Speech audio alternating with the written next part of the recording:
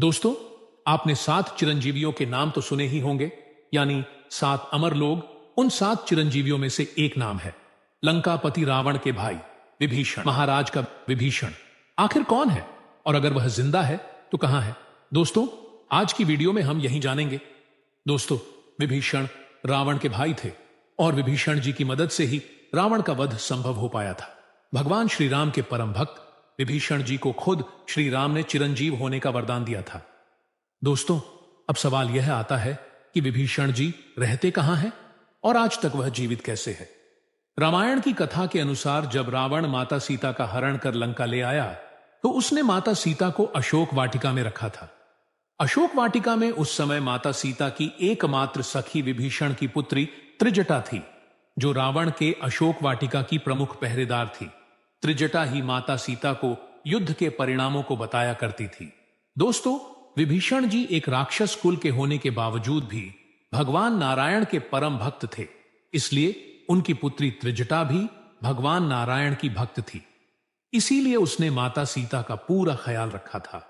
जब विभीषण जी के द्वारा बताए गए तरीके से रावण का वध हो गया तो भगवान श्री राम जी उन पर बहुत प्रसन्न हुए हैं और उन्होंने विभीषण को लंका का राजा बना दिया।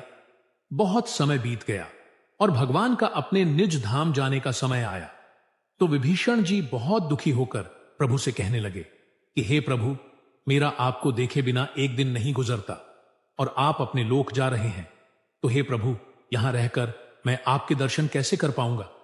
तब प्रभु श्री राम ने कहा, हे मित्र विभीषण, हमारे कुल देवता भगवान जगन्नाथ की तुम दीर्घ काल तक पूजा करोगे और कलयुग के अंत में तुम मुझ में लीन हो जाओगे। इस पृथ्वी पर आप मेरे दर्शन भगवान जगन्नाथ जी के रूप में करेंगे, जो एक विशाल समुद्र के किनारे एक मंदिर के रूप में होगा। कुछ मंदिर के अंदर जो मूर्ति होगी वह मेरी ही स्वरूप होगा। प्रभु के मुख से यह बातें सुनकर विभीषण जी वहां नतमस्तक हो गए और भगवान राम अपने बैकुंठ धाम को चले गए। दोस्तों, प्राचीन काल की बात है। एक दिन भगवान जगन्नाथ जी के दर्शन करने के लिए विभीषण जी हमेशा की तरह पहुंचे और भगवान जगन्नाथ के दर्शन किए और उनसे कहते हैं, हे प्रभु, इतने दिन से मैं आपके दर्शन करने के लिए लंका से यहां रोज आता हूं। अब आपसे निवेदन है कि एक बार आप अपने पावन कदम मेरी लंका में रख दीजिए और मेरी लंका भूमि जगन्नाथपुरी की तरह पावन हो जाए। भगवान जगन्नाथ तथास्तु कहकर अंतर्ध्यान हो गए और कुछ दिनों बाद वह घड़ी आई जब भगवान जगन्नाथ लंका को जाने वाले थे। आपको यह बता दें कि जगन्नाथपुरी और लंका के रास्ते में एक मठ पड़ता है, जहां पर भगवान जगन्नाथ के बहुत बड़े भक्त बलराम दास थे। और तब भगवान जगन्नाथ ने सोचा कि मैं बलराम दास को भी दर्शन देता। चलू भगवान जगन्नाथ बलराम दास को दर्शन देने उसके मठ में पहुंचे। भगवान जगन्नाथ को अपने मठ में आए हुए देखकर बलराम दास भाव विभोर हो गए और उनके सामने नतमस्तक हो गए। भगवान जगन्नाथ ने बताया कि मैं विभीषण जी को दर्शन देने के लिए लंका जा रहा हूं। तब बलराम दास ने प्रार्थना की कि हे प्रभु, आप अपने साथ मुझे भी लंका ले, और भगवान जगन्नाथ ने सहमति दे दी। सहमति के साथ भगवान जगन्नाथ बलराम दास को एक सुराही जैसा मटका दिया जो सोने का था और कहा, जब वापस आऊंगा तब आप यह मटका मुझे दे देना, क्योंकि मैं इसे जगन्नाथपुर से लाया हूं और वे अपनी यात्रा लंका की तरफ शुरू कर देते हैं। कुछ समय बाद बलराम दास और भगवान जगन्नाथ दोनों लंका पहुंचे तो विभीषण जी ने दोनों का स्वागत किया, जिससे भगवान बहुत प्रसन्न हुए और उन्होंने लंका और उनके वासियों को आशीर्वाद दिया और फिर वह बलराम दास जी को उनके मठ में छोड़ अपने धाम को चले जाते हैं। बाद में बलराम दास जी को याद आता है कि मटका वहीं रह गया है। इधर जगन्नाथपुरी के मंदिर में हाहाकार मच गया था। लोग आपस में बात कर रहे थे कि भगवान जगन्नाथ की मूर्ति के बगल का मटका कैसे गायब हो गया।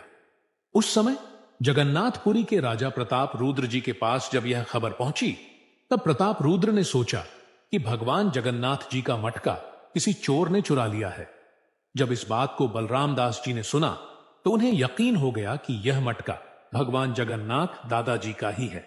तब वह भागते हुए जगन्नाथपुरी पहुंचे और महाराजा प्रताप रुद्र के पास पहुंचकर उन्होंने कहा कि यह मटका मुझे स्वयं भगवान ने दिया था। लेकिन प्रताप रुद्र को इस बात पर विश्वास नहीं हो रहा था। उन्होंने बलराम दास को चोर समझ लिया और उन पर चोरी का आरोप लगा दिया।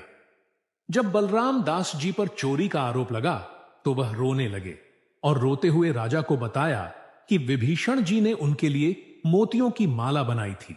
इस बात की सच्चाई जानने के लिए राजा जब भगवान जगन्नाथ जी के मंदिर में पहुंचे तो उन्होंने देखा कि भगवान जगन्नाथ के गले में सचमुच वह माला टंगी हुई थी जो बलराम दास ने बताया था। वह आखिरकार सच था। राजा ने बलराम दास जी से क्षमा मांगी और कहा, मुझसे बहुत बड़ी गलती हो गई कि भगवान जगन्नाथ के इतने बड़े भक्त पर मैंने ऐसा आरोप लगाया। बलराम दास जी ने उन्हें क्षमा कर दिया और बलराम दास जी ने राजा को यह भी बताया कि विभीषण यहां रोज सबसे पहले आकर भगवान जगन्नाथ जी की पूजा करते हैं, वो भी मंदिर के पट खुलने से पहले, क्योंकि भगवान राम ने उन्हें यह वरदान दिया था कि सबसे पहले मेरे दर्शन विभीषण जी ही करेंगे। विभीषण जी को कोई भी अपनी खुली आंखों से नहीं देख सकता है। भगवान श्री राम के वरदान के प्रभाव से उनका शरीर दिव्य हो चुका है। उन्हें देखने के लिए हमारे पास दिव्य दृष्टि होनी चाहिए। दोस्तों, इस पौराणिक कथा से यह पता चलता है कि विभीषण जी आज भी इस पृथ्वी पर जीवित है। भगवान श्री राम के आशीर्वाद के अनुसार वह लंका में रह रहे हैं और उन्हें कोई देख नहीं सकता है। तो दोस्तों, ये थी आज की वीडियो।